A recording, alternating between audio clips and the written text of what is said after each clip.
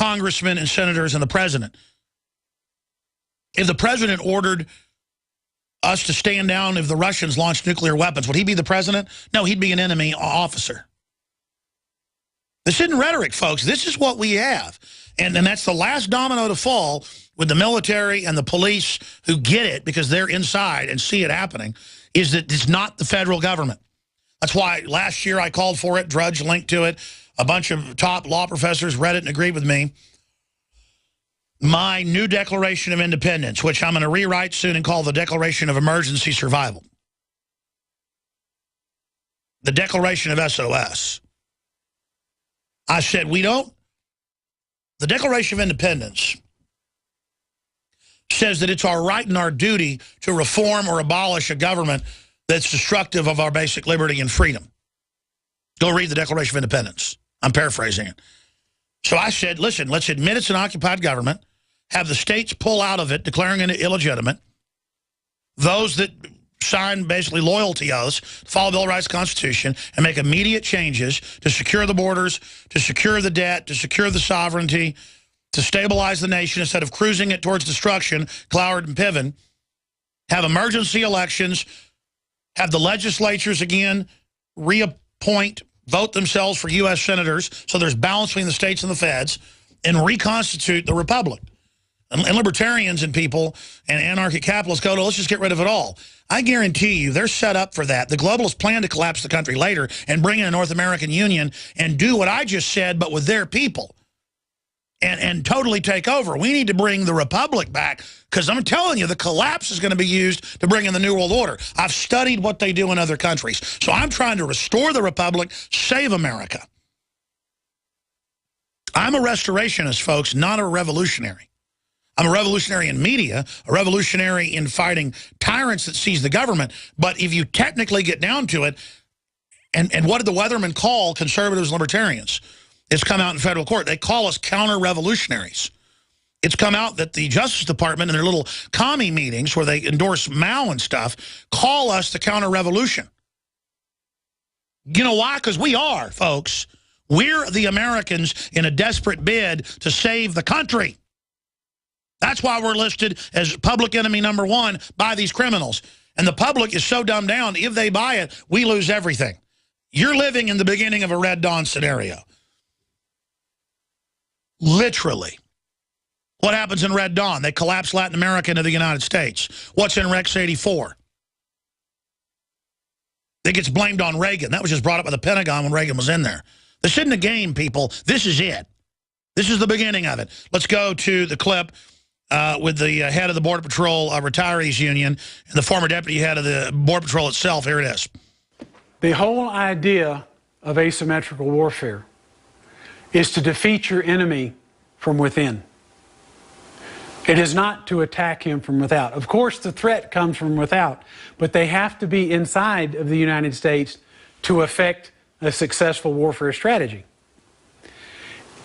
If asymmetrical warfare is going to be successful, the first thing that has to be done is to compromise America's defenses against invasion, because they have to have their personnel inside the United States to affect the infrastructure.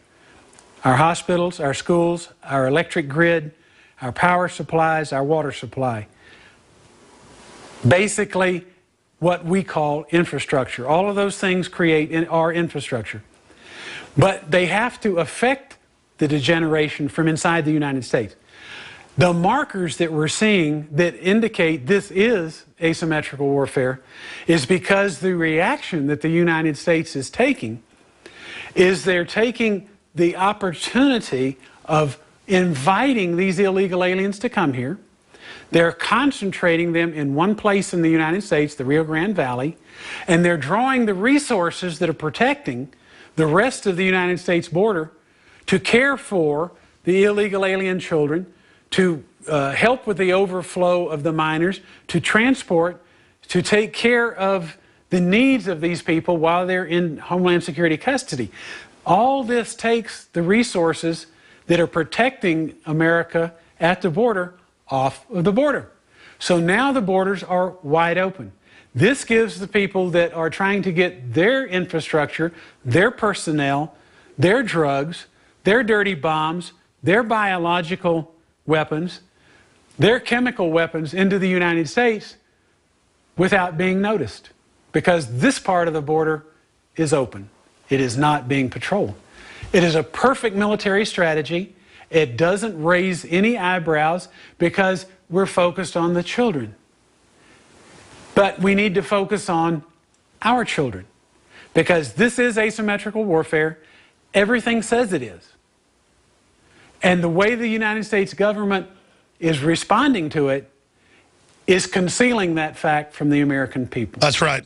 In other words, they're assisting in the downfall of America. And you need to understand that. I think I'm going to play that each hour today. I think everybody should call their friends and family and tune in to hear this. And I want him on. You understand? I've studied warfare, folks. This is asymmetrical warfare directed by the District of Columbia. Get the illegals to vote. Again, that's asymmetrical political warfare by Washington, seized by globalists, who has outside groups to come in and use the political free society to overthrow it. It's a very simple asymmetrical warfare equation. Turn the guns in for the children. Have war with Russia for the children. Put Al-Qaeda in charge for the children. Doesn't matter how crazy it is, it's for the children. We're going to go to your phone calls now, right through into the next hour. Toll-free number to join us, 800-259-9231. Fred, David, Tom, David, Michael, and others were going right to you. But first I wanted to play this clip. Nancy Pelosi yesterday said border children should be treated like refugee baby Jesus. Here's the difference. Herod was ordering all the firstborn to be killed. A repeat of what had been done. Guess nowadays they just tell the mothers it's cool. They go out and kill their kids, their firstborn with abortion. The more things change, the more they stay the same. So Christ had run back to their homeland and then run, I guess, out of there. I mean, constantly people were running. And you can go back to the time of Moses. He was, firstborn was ordered killed. But see, this is liberation theology taught by the Ford Foundation, where they teach that white people are the devil and that everyone else is Christ-like and that Jesus was a communist and that's why we should have open borders and all be homeless because Christ was homeless and stuff like that. It's socialist communist religion. Let's go to that clip. I always reference the National Catholic Conference of Bishops statement in which they said baby Jesus was a refugee from violence. Let us not turn away from these children and send them back into a burning building. That's the bishops. And so we have to do this in a way that honors our values, but also protects our border and does so in a way that the American people understand more clearly. And that's the enemy on MSNBC, White House, globalist command base media. And to be technical, they had fled to Egypt because Herod was going to kill all the firstborn. They were coming back to Israel and back to Bethlehem to register for the census. So I guess that's the story. I'm going from memory. The point is that this is liberation theology to say that these little children are little baby Jesus, 15-year-old gangbangers, and the rest of it. Can I send refugees to Guatemala? No, they'd throw them in the street. The point is they use our openness as a joke. Let's get to one call this hour. I'll go to everybody else in the next. Fred in Nevada, what do you think the most important big story is right now? I think the entire story is important, and that the narrative to explain why they want to destabilize and collapse our country, the globalist, in the way that you've explained it. But if there was a way to make it understandable to everyone in a short narrative, because when I try to explain it, the logical, most people, they can't understand, well, why would they do this? What would be their reason behind it? They don't understand it. Even the gun argument. Well, the simplest argument is the strictest gun laws are in Mexico. But in Mexico, God forbid you have a spent bullet shell, you're never seen again. You go to jail forever. So obviously the gun laws don't seem to work too well in Mexico. But people need to understand what their intent is and what they're trying to do. because it's so compartmentalized. It sounds crazy when you bring up one little area and another. They can't comprehend it anymore. But again, the globalists are in central control, so they're able to destabilize things and get more power out of the collapse. I mean, it's actually simple, though, but I understand what you're saying. We'll be right back with more calls. Stay with us. Michael, David, Tom, David, and others. Thank you for listening to Your GCN. call's coming up back in 70 seconds. Visit GCNlive.com today.